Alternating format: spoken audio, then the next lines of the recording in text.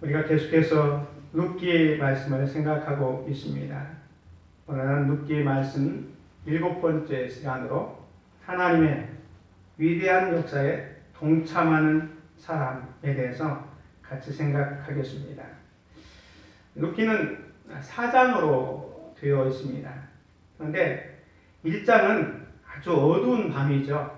유대 땅 베들레헴에 기근이 걸려서 이 나오미의 가정이 이방 땅 모압으로 이사하게 됩니다. 이사하자마자 남편 엘리멜렉이 죽습니다. 그리고 2명의 아들 말론과 기론이 모압 여자를 만나서 결혼을 했는데 그만 이 두 아들도 일찍 죽습니다. 그래서 이제 나오미 또 과부 또 2명의 자부 그래서 3명의 과부들만 남게 되었기 때문에 1장은 정말로 암울한 밤이었다 이렇게 볼 수가 있습니다. 그런데 1장에서 2장으로 들어오면서부터 아주 서광이 비치기 시작합니다. 그것은 유대 베들레헴으로 나오미가 돌아오잖아요. 그 돌아오는 데부터 이제 빛이 비치기 시작합니다. 그리고 함께 왔던 이 룻이 이삭을 주우러 들판에 나갔는데 보아스의 밭에 들어가게 되고 거기서 보아스를 만나게 되죠. 그래서 2장은 정말로 서광이 비치기 시작합니다. 3장에 오면 지난주에 말씀드린 것처럼 아직 분명하게 보이지는 않지만 새벽 이른 아침과 같이 나오미와 룻이 정말로 당돌한 계획을 세우잖아요. 추수밭에 가서 이 룻에게 지시합니다. 야, 너는 목욕하고 화장하고 아름다운 옷을 입고 이 보아스의 침실에 들어가서 그에게 너의 요구를 이야기하라. 인간이 보기에는 정말로 부도덕하고 윤리적이지 않지만 그런 당돌한 요구를 하게 합니다.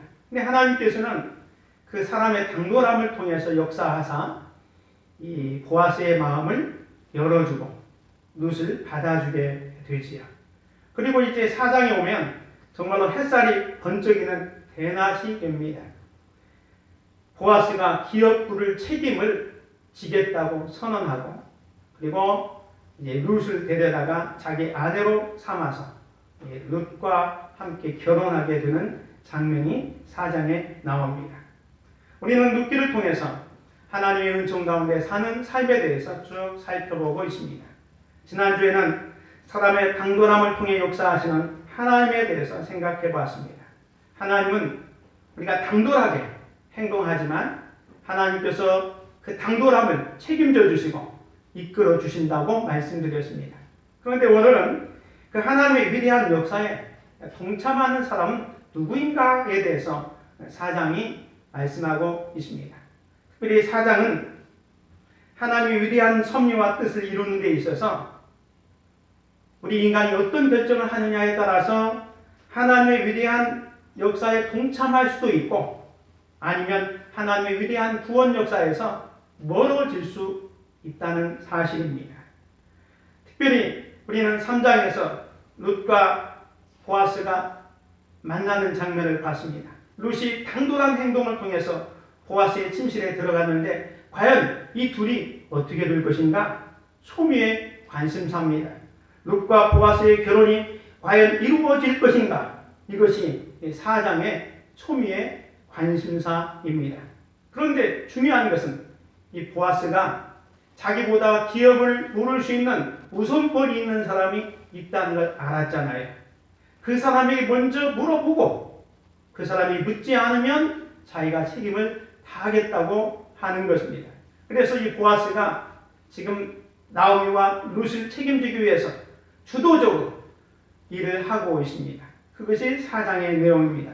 4장의 내용을 보면 두 남자가 등장하고 있습니다. 한 남자는 보아스이고 또 한 사람은 엘리멜렉의 가장 가까운 친족인 이 아무개라는 사람입니다. 이름도 없습니다. 그런데 이 보아스와 아무개가 아주 대조적으로 이 성경에 등장하고 있습니다. 그래서 보아스가 얼마나 위대한 사람인지 얼마나 정말로 성실하고 또 자기에게 주어진 그 책임을 다하는지를 보여주고 있습니다.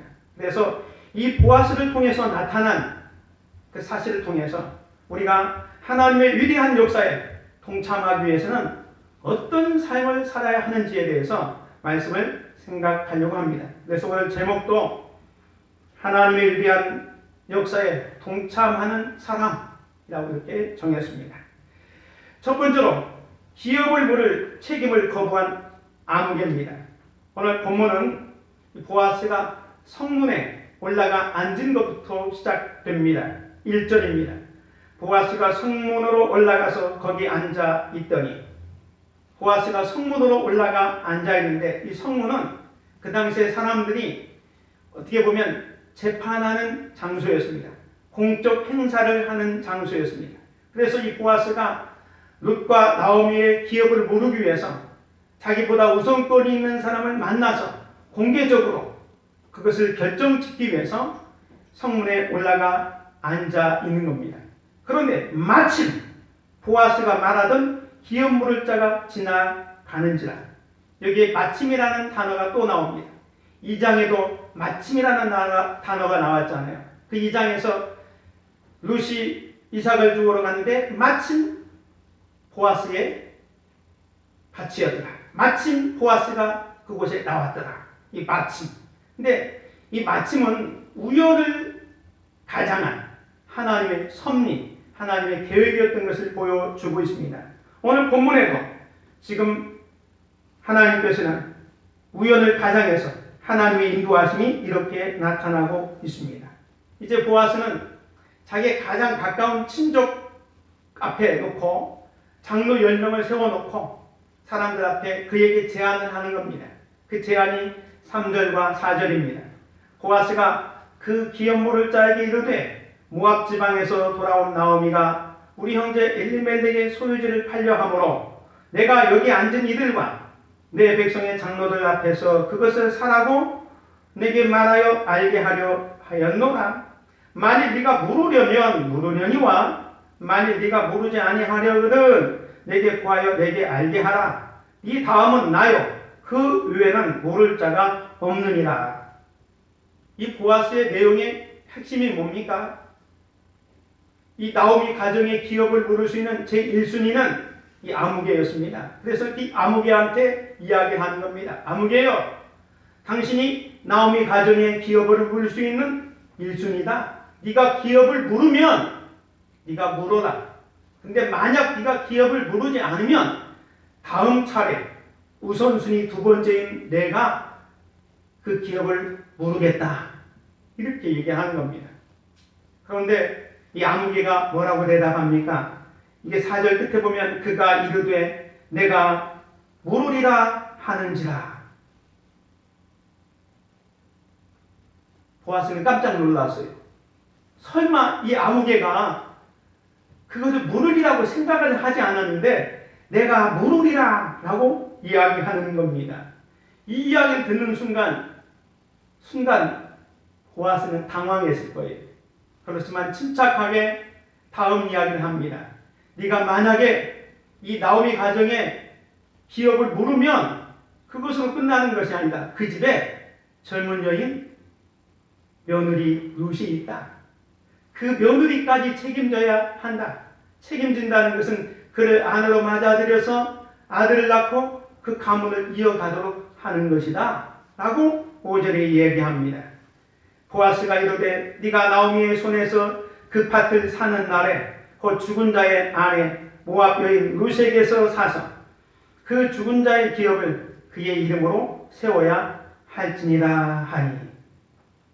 이 아무개는 처음에는 나오미의 그 기업을 물으면 나오미는 나이가 많잖아요. 얼마 안 있으면 죽습니다. 그리고 나이가 많기 때문에 자녀를 낳아줄 그런 의무도 없는 거예요.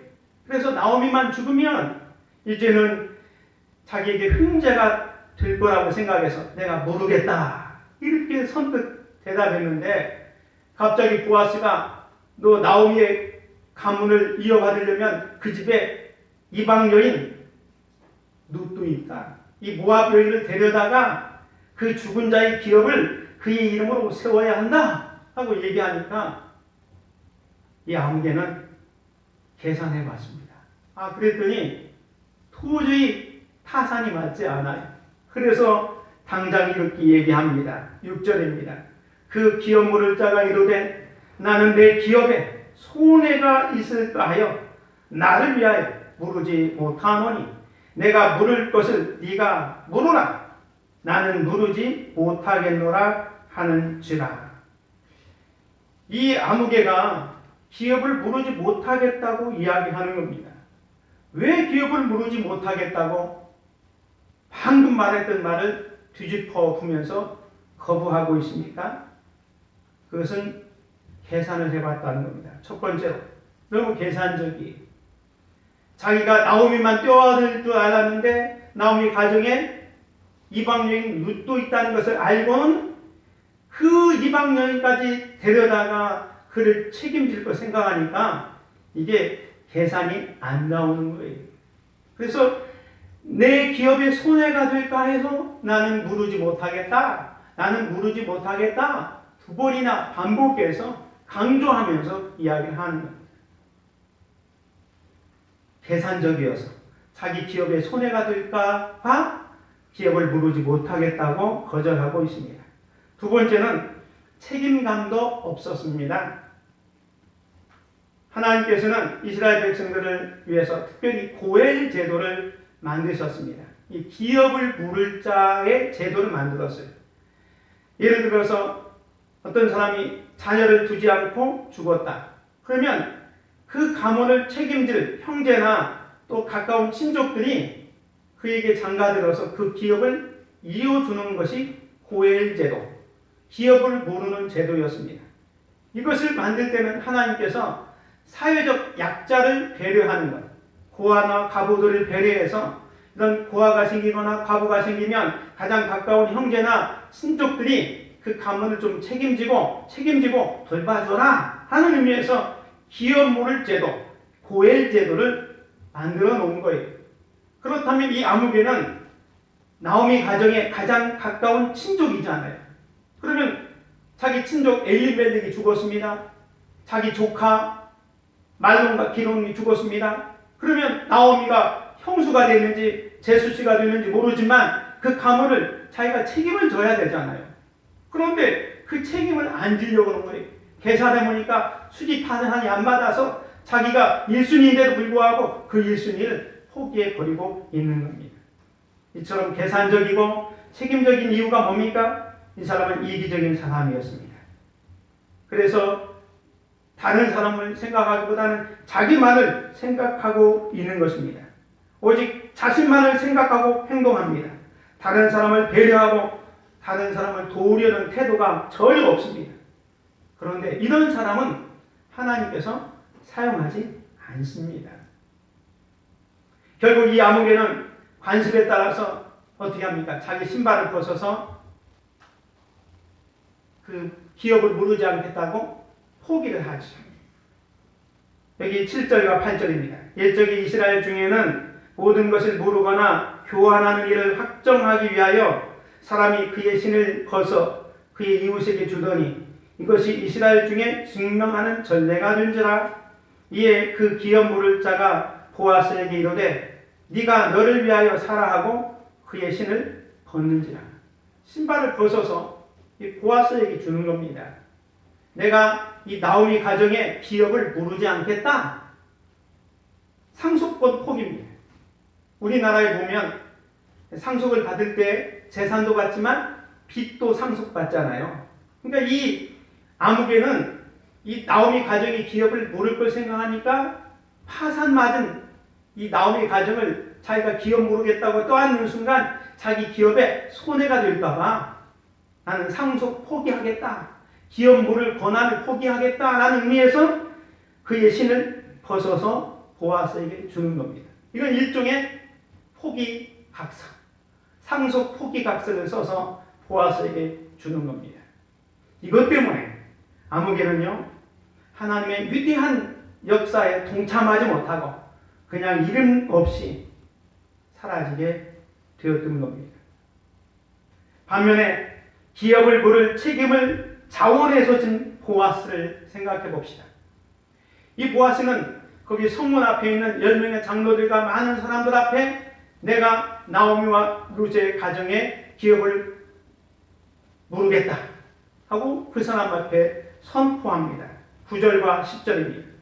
보아스가 장로들과 모든 백성에게 이르되 내가 엘리멜렉과 기론과 말론에게 있던 모든 것을 나오미의 손에서 산 이래 너희가 오늘 증인이 되었고 또 말론의 아내 모압 여인 룻을 사서 나의 아내로 맞이하고 그의 죽은 자의 기업을 그의 이름으로 세워 그의 이름이 그의 형제 중과 그곳 성문에서 끊어지지 아니하게 하며 너희가 오늘 증인이 되었느니라. 지금 보아스는 나오미와 룻을 위해서 그 기업을 사겠다고 장로들과 여러 성도들 앞에서 선언을 하고 있는 것입니다. 앞에서 아무개는 기업을 물을 1순위였지만 머릿속을 막 계산해봤지 않습니까? 그래서 자기 기업에 손해가 날까봐 일찌감치 상속 포기, 기업을 물을 걸 포기했습니다. 반면에 보아스는 전혀 계산하지 않습니다. 사실 기업을 물은다는 것은 많은 희생이 필요한 겁니다.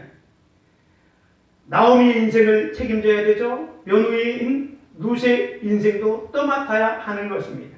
사실 이 보아스가 룻을 생각하고 있었지만 사랑은 낭만으로만 되지 않습니다. 사랑에는 많은 대가가 지불되어야 합니다. 사실 룻을 한번 생각해 보세요. 룻은 한번 결혼한 여자, 과부입니다. 거기다가 이방 여자, 모함 여자입니다. 만약에 이 룻을 데려다가 결혼한다 하더라도 이스라엘의 관습에 의하면 유대인이 이방 여인과 결혼한다? 사회적으로 눈총받는 일입니다. 비난받을 일입니다. 거기다가 이 룻이 뭐 큰 부자입니까? 사실 이 룻은 파산맞은 나오미 가정의 며느리입니다. 하루하루 먹고 살기도 힘들어서 이삭을 주우러 가는 그런 가정이잖아요. 그런 과거가 있어서 남편도 죽고 또 부자도 아니고 가난하고 이방 여인 이 룻을 데려다가 그 룻을 그냥 단지 결혼하는 것만 아니라 룻을 통해서 자녀를 낳아서 그의 이름으로 그 가문을 세워줘야 한다? 일생을 책임져야 하잖아요. 그런데 이런 계산을 하지 않은 거예요. 계산해보면 전혀 답이 나오지 않습니다. 그런데 어떻게 이 룻과 보아스가 맺어질 수 있었을까요? 이 결정적인 이유는 뭐냐? 이 보아스가 룻을 사랑했기 때문입니다. 보아스는 룻을 사랑했습니다. 사랑은 설명할 수가 없습니다. 보아스가 룻을 사랑하니까 계산하지 않는 겁니다. 사랑은 돈의 가치로 환산할 수 없습니다. 보아스는 아무런 계산도 하지 않고 룻의 아픈 상처, 그의 과거, 그의 미래까지 다 떠맡겠다고 결심을 하는 겁니다. 사랑이 없으면 아무개처럼 머리를 굴려가지고 계산하고 자기 손해가 될까봐 포기하는 겁니다. 그러나 이 보아스는 룻을 사랑했기 때문에 계산을 하지 않습니다. 아니, 계산 능력을 상실하고 있는 겁니다. 우리가 흔히 사랑하면 눈이 먼다고 그러잖아요. 지금 이 보아스는 룻에게 눈이 멀었습니다. 그래서 사랑하기 때문에 룻을 다 끌어안고 보아스가 나오미와 룻을 책임지겠다고 그 사람들 앞에 선포하고 있는 것입니다. 이제 모든 문제가 해결되었습니다. 하나님께서는 나오미의 가정을 룻을 축복하기 위해서 보아스를 준비해 놓았습니다. 그 보아스가 이제 룻을 책임지겠다고 나오미의 가정을 책임지겠다고 선언하고 있는 것입니다. 이제 룻은 더 이상 이삭을 죽기 위해서 돌아다닐 필요도 없습니다. 더 이상 먹을 것 때문에 염려할 필요도 없습니다. 왜? 보아스가 자기의 남편이 됐기 때문에, 자기 인생을 책임져 줄 것이기 때문에 더 이상 먹을 것 염려할 필요가 없는 겁니다. 룻이 지금 어디에 있을까요? 집 안에 있습니다. 성문 밖에서 보아스가 여러 장로들 앞에서 또 많은 사람들 앞에서 내가 나오미와 룻을 책임지겠다 선언하는 순간 그 소식을 이 보아스가 들었을 때, 아니 이 룻이 들었을 때, 나오미가 들었을 때 어떻게 됐을까요? 야, 이제 고생 끝 행복 시작이구나. 이렇게 외쳤을 겁니다. 그야말로 보아스의 선언은 룻에게 있어서 복음과 같은 것이었습니다. 사랑하는 성도 여러분, 우리는 어떻게 보면 본문에 나오는 룻과 같습니다. 보아스는 자기의 생명을 들여서 나 같은 죄인을 구속하신 나의 기업을 물으신 예수님을 생각나게 합니다. 그래서 우리는 룻기를 볼 때 이 보아스를 통해서 예수 그리스도를 만나야 된다고 말씀을 드렸습니다. 예수님은 바로 저와 여러분을 위해서 십자가를 지심으로 값을 다 지불하셨습니다. 기업을 물은다는 것은 값을 주고 산다는 거예요. 예수님은 저와 여러분을 사랑했기 때문에 값을 주고 지불을 하셨습니다. 그 값이 뭡니까? 예수님께서 십자가에 달려 죽으신 겁니다. 유력자 중에 유력자이신 주님이 정말로 미천한 연약한 저와 여러분을 사랑하고 구속하기 위해서 값을 치루었어요. 그 값이 뭐냐? 십자가에 달려 죽는 거예요. 하나님의 아들 독생자 예수님께서 십자가에 달려 죽을 만큼 과연 그러면 우리가 그만큼 가치 있는 인생이고 정말로 괜찮은 사람이냐? 아니요. 오히려 우리는 허물투성이요 죄악투성입니다. 하나님의 품에 안기기에 너무너무 추악하고 더러운 존재가 우리입니다. 그럼에도 불구하고 하나님은 저와 여러분을 사랑하기로 마음먹었습니다. 그래서 인간의 몸을 입고 이 땅에 오셨습니다. 그리고 저와 여러분을 사랑하십니다. 그런데 이 사랑이 이루어질 수 없는 사랑이, 그래서 그 사랑을 이루기 위해서 값을 치르는 게 뭐냐? 십자가에 달려 죽는 거예요. 그래서 예수님께서 십자가에 달려 죽으셨습니다. 죽으시면서 하신 말씀이 뭐냐면 테텔레스타이, 모든 것을 다 이루었다 라고 말씀하고 있습니다. 그런 측면에서 기업을 물을 자, 구속자, 이 고해는 바로 예수 그리스도입니다. 예수님의 일방적인 사랑 때문에 우리 인생이 다시 시작되었습니다. 그 사랑은 우리 입장에서 보면 설명이 되지 않습니다. 왜 하나님이 나를 사랑하셨을까? 무조건적으로, 아무 조건 없이 저와 여러분을 사랑하셨습니다. 오늘 저와 여러분이 예수 그리스도를 만난 후 우리 인생은 바뀌었습니다. 주님이 내 삶 속에 들어오심으로 말미암아 우리 인생은 어둠이 물러갔습니다. 모든 저주가 사라졌습니다. 하나님께서 우리가 갖고 있는 모든 슬픔과 아픔과 절망을 모두 다 가져가셨습니다. 이제 우리는 새로운 삶을 얻게 되었습니다. 이 놀라운 은혜를 날마다 누리시기를 주의 이름으로 축원을 드립니다. 지금 보아스의 결정으로 나오미와 룻은 그런 축복을 누리고 있습니다. 이어지는 11절과 12절은 장로들과 거기 모인 사람들이 보아스를 축복하고 있는 장면입니다. 성문에 있는 모든 백성과 장로들이 이르되 우리가 증인이 되나니 여호와께서 내 집에 들어가는 여인으로 이스라엘의 집을 세운 라헬과 레아 두 사람과 같게 하시고 네가 에브라데서 유력하고 베들레헴에서 유명하게 하시기를 원하며 여호와께서 이 젊은 여자로 말미암아 네게 상속자를 주사 내 집이 다말이 유다에게 낳아준 베레스의 집과 같게 하시기를 원하노라. 세 가지의 축복을 하는데 첫 번째 축복이 뭐냐면 라헬과 레아 두 사람이 야곱과 결혼해서 이스라엘의 12지파를 이루었잖아요. 그것처럼 이 장로들의 축복은 뭐냐? 보아스와 룻을 통해서 많은 자손이 계속 나아질 것을 축복하고 있는 거예요. 그리고 보아스가 손해가 나는 것을 알면서도 이 룻을 책임지겠다고 했잖아요. 그래서 그것이 너무 기특하니까 손해를 감수하고 기업을 물을 자의 책임을 다한 이 보아스가 에브라뿐만 아니라 베들레헴에서도 좀 유력한 자가 되고 이름이 유명해지기를 축복하고 있습니다. 그리고 세 번째 축복은 보아스의 가문이 이 베레스의 가문처럼 대가 끊어지지 않고 지속되기를 원하는 축복을 해주고 있습니다. 이처럼 이 보아스와 룻은 사람들의 인정도 받고 축복도 받습니다. 그래서 이 보아스와 룻이 이제 결혼하게 돼서 다윗의 집이 세워지지 않습니까? 결국 이 보아스의 가문을 통해서 메시아 되신 예수 그리스도가 이 땅에 오시게 된 것입니다. 때문에 보아스는 하나님의 위대한 구원 역사에 지금 동참하게 된 거예요. 사랑하는 성도 여러분, 오늘 저와 여러분이 하나님의 위대한 역사에 동참하는 귀한 성도들이 되시기를 주의 이름으로 축원을 드립니다. 오늘 말씀이 주는 교훈이 무엇입니까? 우리가 하나님의 위대한 역사에 동참하기 위해서는 다른 사람을 위해서 좀 헌신하고 책임을 질 수 있어야 된다. 자기만 생각하지 말고 다른 사람을 배려하고 다른 사람을 위한 이타적인 삶을 살아라. 이렇게 말씀하고 있습니다. 정리해 볼까요? 오늘 본문에 두 남자가 등장했습니다. 보아스는 헌신적이고 책임을 다하고 이타적인 사람이었습니다. 반면에 아무개는 계산적이고 책임감도 없고 이기적인 사람이었습니다.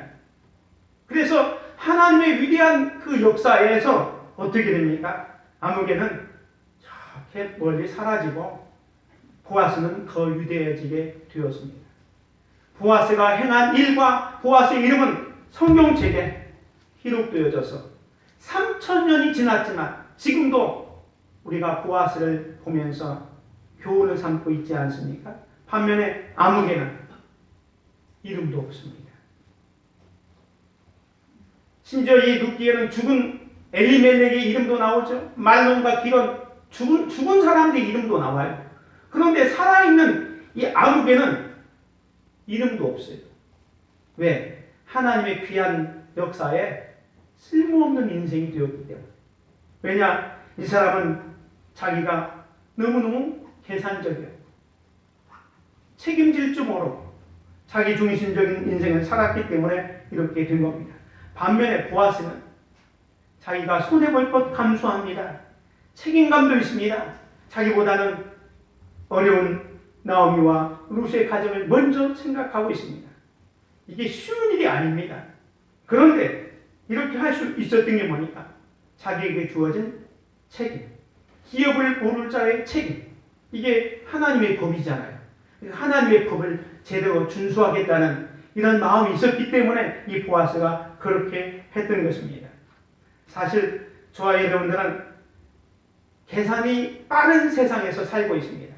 그래서 사람들은 무엇을 어떤 결정을 할 때 머릿속에 많은 계산을 합니다. 이것을 하면 내게 이득이 될까? 손해가 될까?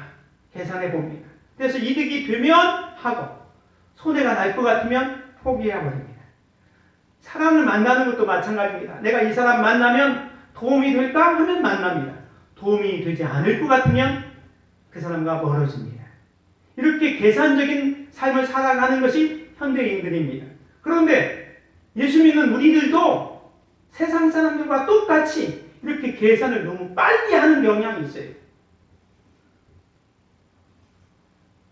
오늘 우리는 그리스도인으로서 져야 할 책임을 져야 됩니다. 그 책임이 때로는 내 기업에 재정적인 손실, 경제적으로 손해가 올 수도 있다는 겁니다. 내가 책임을 질 때 내 삶이 좀 불편해질 수도 있고 어려움이 올 수도 있지만 그게 하나님께서 저와 여러분에게 준 책임이요 사명이라면 그것을 감당할 수 있어야 됩니다. 그것을 잘 감당하면 하나님의 위대한 역사에 동참하는 보아스와 같은 사람이 되고 그것이 손해가 될까봐 쉽게 포기해버리면 이 본문에 나오는 아무개처럼 아무런 쓸모없는 이름도 없이 사라지게 됩니다. 우리 속담에 사람은 죽어서 이름을 남기고 호랑이는 가죽을 남긴다고 했는데 오늘 우리의 이름을 남길 수 있는 방법이 뭐냐? 이 보아스가 이름이 남긴 것은 뭡니까? 성경책에 기록된 이유가 뭡니까? 그가 행한 행동입니다.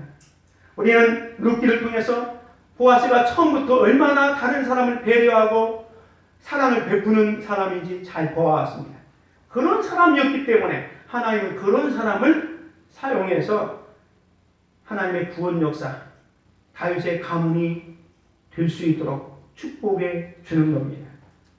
그러나 아무개는 그 책임을 감당하지 못했습니다. 자, 그렇다면 오늘 저와 여러분이 그리스도인으로서 져야 할 책임이 무엇일까요? 많이 있겠지만 첫 번째는 복음을 전할 책임이 있습니다. 예수님이 승천하시면서 아버지와 아들과 성령의 이름으로 세례를 주고 이것을 가르쳐 지키게 하라. 땅끝까지 복음을 전하라 말씀하셨잖아요. 이걸 저와 여러분에게 준 사명이면서 책임입니다. 복음을 전할 책임이 우리에게 있는 겁니다. 이거 할 때 좀 힘듭니다. 경제적으로 손해가 될 수 있습니다. 불편합니다. 그럼에도 불구하고 이 일을 하는 사람은 하나님의 위대한 역사에 동참할 수 있게 되는 것입니다. 저와 여러분이 복음 전하는 이 사명을 잘 감당하는 귀한 성도들 되시기를 주의 이름으로 축원을 드립니다. 뿐만 아니라 우리 주변에는 예수 믿지만은 연약한 사람들이 많이 있습니다. 그 영혼들을 돌볼 책임도 있습니다. 그리고 주님께서 핏값을 주고 세운 교회를 세울 책임이 저와 여러분에게 있습니다. 우리가 하나님의 교회를 세워가야 합니다. 그런데 하나님의 몸된 교회를 세울 때 좀 힘들 수도 있습니다. 희생이 필요합니다. 재정적으로 또 내가 예물을 드려야 할 일도 있습니다. 그런데 이것을 머릿속으로 다 계산해서 손해가 될 것 같아서 포기해 버린다? 하나님의 위대한 역사에 동참하지 못하는 겁니다. 아무개처럼 하나님의 축복권 밖으로 사라지게 됩니다. 나아가서 하나님의 사랑을 나누는 책임도 있습니다. 우리는 세상의 빛과 소금으로 하나님께서 주신 은혜, 사랑, 축복을 나누어주는 삶을 살아야 되지 않습니까? 그리고 여러분의 가정을 성경적인 가정으로 세워야 됩니다. 뿐만 아니라 여러분이 속한 가정, 또 직장, 사회, 여러분이 속한 어느 곳에 있든지 정말로 예수님을 닮은 사람으로서 빛과 소금의 역할을 잘 감당해야 할 책임들이 있게 되는 것입니다. 이런 책임들은 나의 이익이나 내 성공을 먼저 생각하는 게 아닙니다. 이런 책임은 나보다는 하나님의 영광을 위해서, 주님의 뜻을 이루기 위해서 이것을 감당해야 되는 것입니다. 그렇게 할 때 하나님께서 저와 여러분을 사용하시게 될 것입니다. 사랑하는 성도 여러분, 오늘 본문에 보아스가 등장하고 아무개가 등장합니다. 바라건대로 여러분은 아무개로 남지 마시기를 바랍니다. 보아스처럼 우리에게 주어진 책임이 있다면 내가 좀 손해가 나더라도 희생하면서 책임을 지는 믿음의 사람들이 되시기 바랍니다. 그래서 세상에서 그리스도인의 책임에 충실하여 이 하나님의 위대한 역사에 동참하는 축복의 사람들이 되시기를 주님의 이름으로 축원을 드립니다. 기도드리겠습니다. 은혜와 사랑이 충만하신 좋으신 아버지 하나님, 감사와 찬양을 드립니다. 오늘도 주님 전으로 저희들을 불러주셔서 우리가 이 세상에서 어떠한 삶을 살아야 되는지를 깨닫게 하여 주시니 감사합니다. 우리가 하나님의 위대한 역사에 동참할 수 있도록 책임 있는 삶, 좀 헌신하는 삶, 다른 사람보다 나보다는 다른 사람을 먼저 생각하는 그런 이타적인 삶을 살아갈 수 있도록 은혜를 베풀어 주시옵소서. 그래서 하나님의 역사를 경험하고 하나님의 위대한 역사에 동참하는, 쓰임받는 귀한 성도들 되게 하옵소서. 예수님의 이름으로 기도드립니다. 아멘.